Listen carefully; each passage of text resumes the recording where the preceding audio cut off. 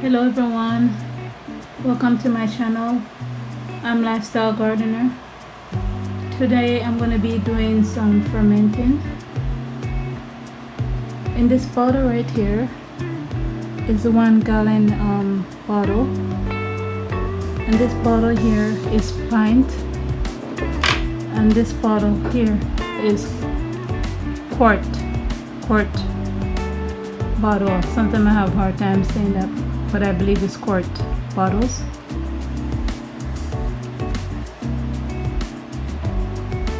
In this bottle I put carrots, cauliflower, baby cucumbers, baby small sweet peppers, actually, mushrooms, tomato, 4 pegs of garlic, and in the others here I put onions, mushroom, cucumber, baby cucumber, cauliflower, carrots, mushroom, I think I said onions, and I also put ginger in these one.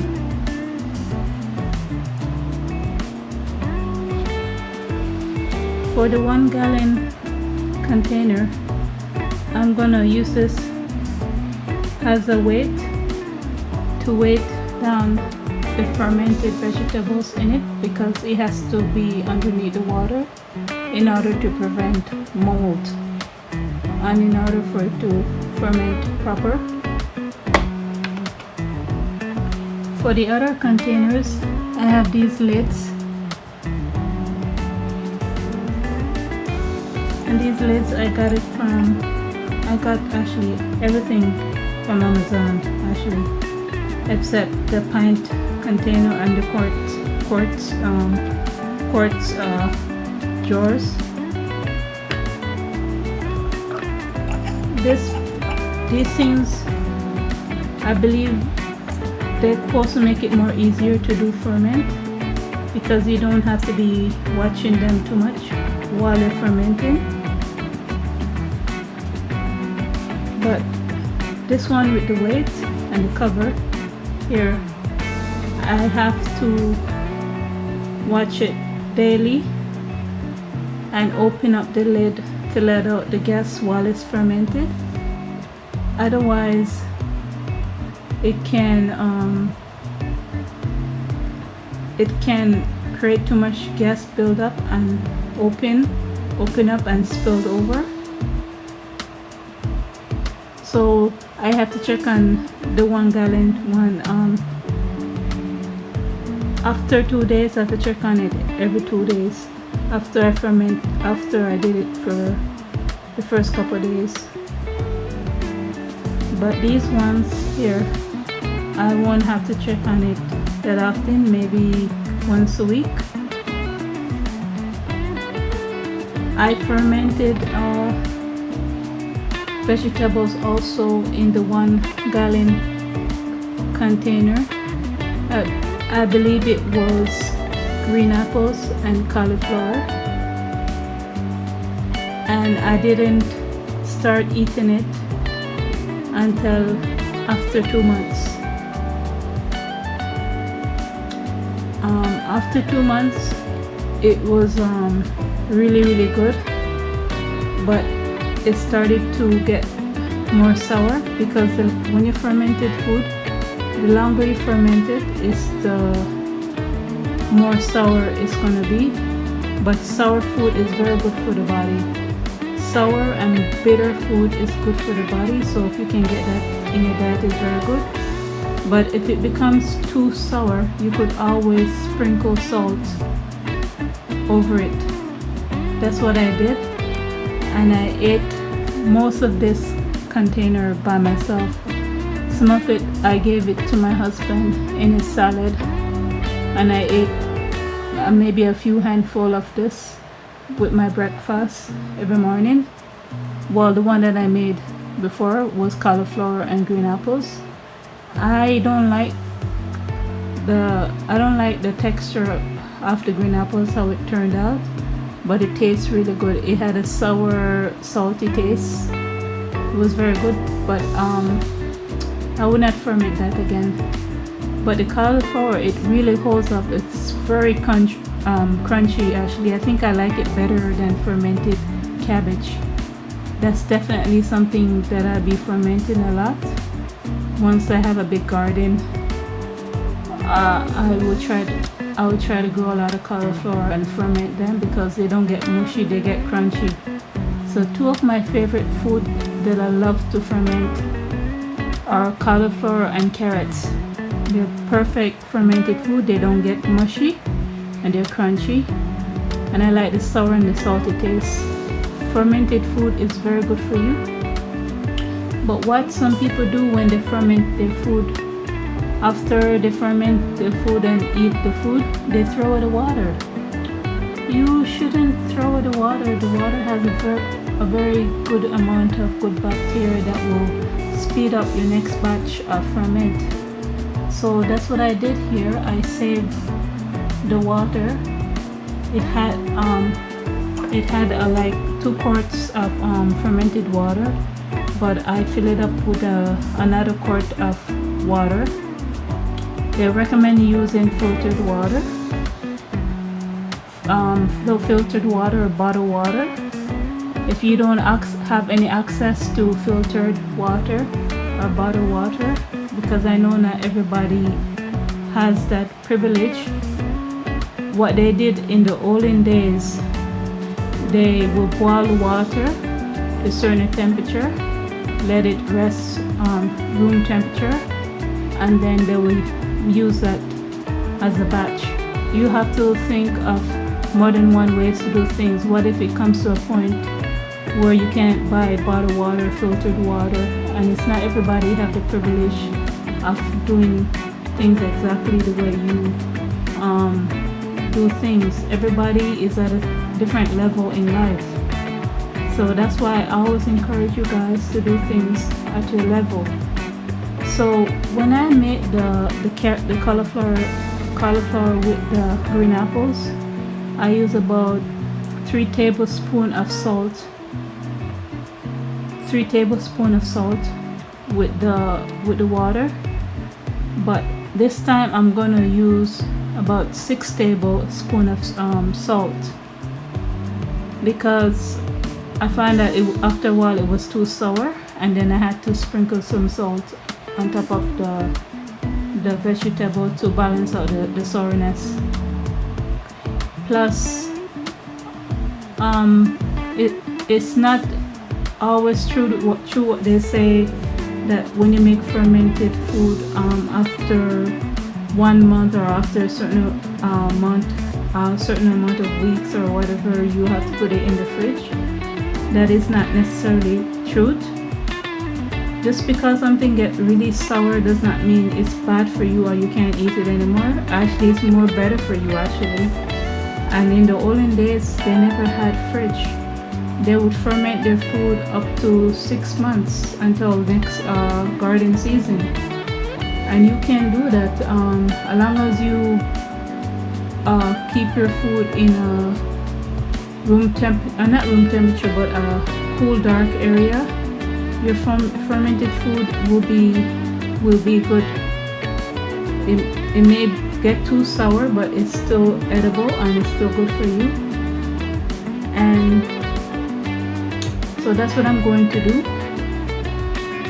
And I'm planning on starting to eat these fermented vegetables that I have here. After 1 month I'll start eating it. I won't wait 2 months next time. Oh, I didn't tell you how long I had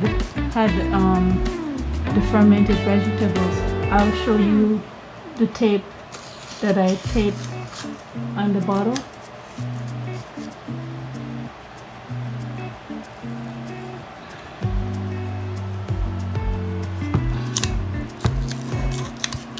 Sorry, it's hard to do this with the camera in my hand.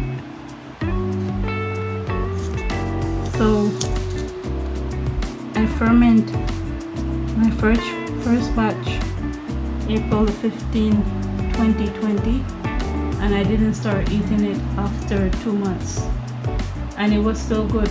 The cauliflower was perfectly still crunchy. So that is like, I think 4 months later on, it take me to finish most of it. Oh, I have a handful of green apples that I didn't finish eat yet. I will show it to you.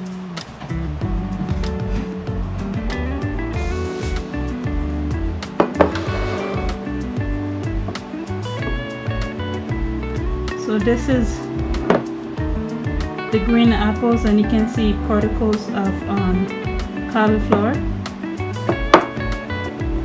So that's like 1 cup of fruits that left over from all of the vegetable that was in the 1 gallon container. So I'm gonna put 6 tablespoons of pink salt in the 1 gallon. I mean in this bottle. This is about 3 quarts of water. I'm gonna put 6 tablespoons, and I'm gonna fill each container with the water.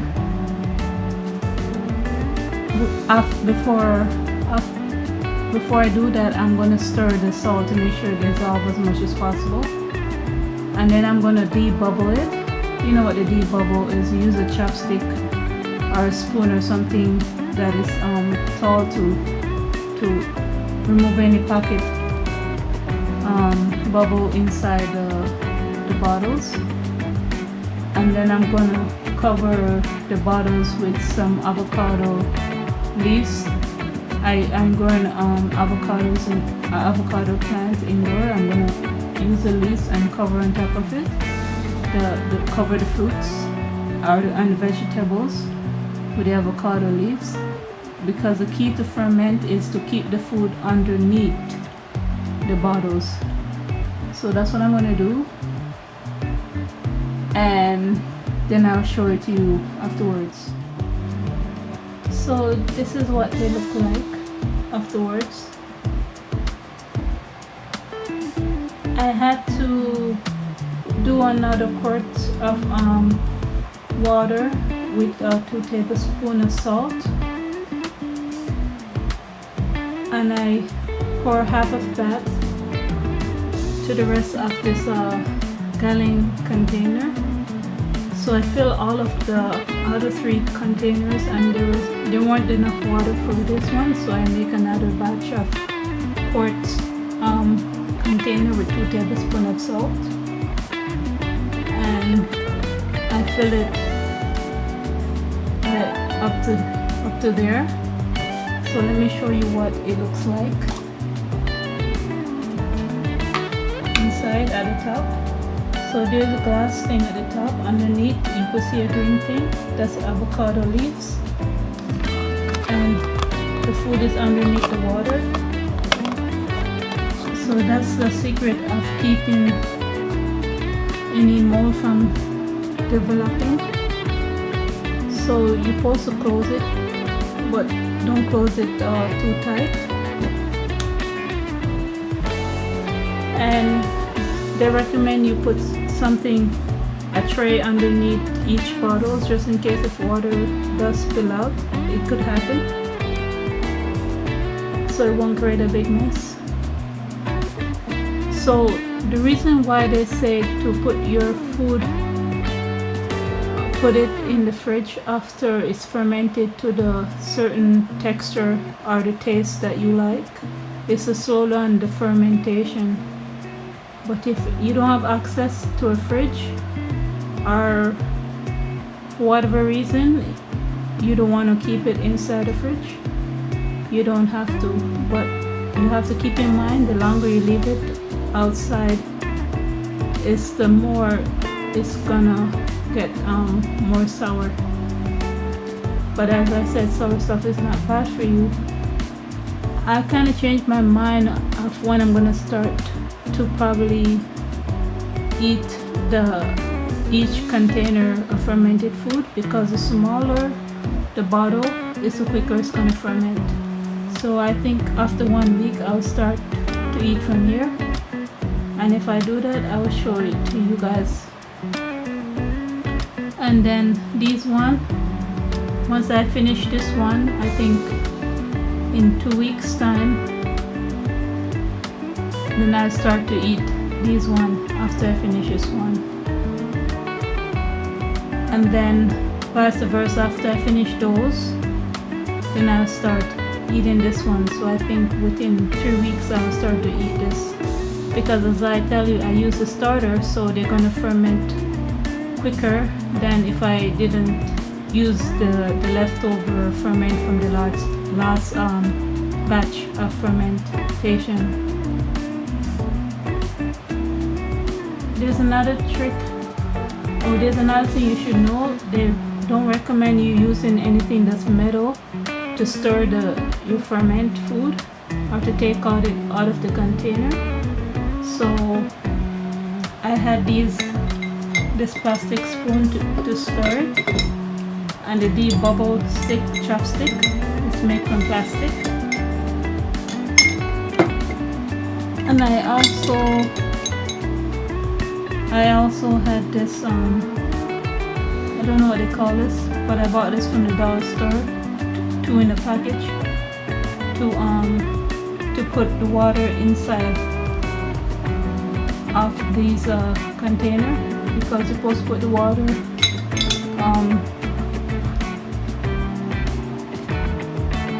you're actually supposed to put the water filling like halfway when it's at full to that line. I did it to that line, but gas starting to build up already because it's already had fermented liquid, so it raised more. So you can research more about fermentation. This is one of the things that I use to help with my gut bacteria. Before I started to eat these fermented food and other stuff that I'm doing now, my health was a lot more worse. But if I keep trying to eat more healthier and eat more fermented food, my health start to improve. And if you're a picky eater and you don't like to eat vegetables that much, another trick to get you to eat more vegetables is to have fermented food, because it's crunchy and it's delicious. And when I'm growing your food, the food tastes way better when you grow it, so it encourages you to eat it more, and it looks more appetizing when you're able to pick it fresh from the garden, and you know how it's grown, so you're more encouraged to eat it. And I do these things and many other things to keep my iron level up, so I have energy to do many things. So you can try to do this. Anybody can do this from any country.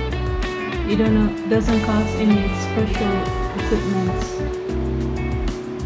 Another thing, even though this is not a dehydrating video, another thing with the dehydrating video, if you live somewhere tropical and you don't have a dehydrator and you don't have money to buy a dehydrator, you can dry your foods also. And if you don't have money to buy a canner, this is one option you can do. You can dehydrate your food and you can ferment the food. And while you're doing that, in the meantime, you could start putting money away every month until you come up with the amount to buy a canner, because a canner could be expensive, especially the bigger it is, and if it's a high name brand too, also it can be expensive, but it does pay off within 1 year of buying it. It does pay off, just like gardening. Within 1 year of gardening, it does pay off. It's an investment, but as I said, everybody's at a different level. So do what you can at your level and don't feel bad that you cannot do certain things. There's always other ways to do things. Okay, everybody, have a good day. I will talk to you next time.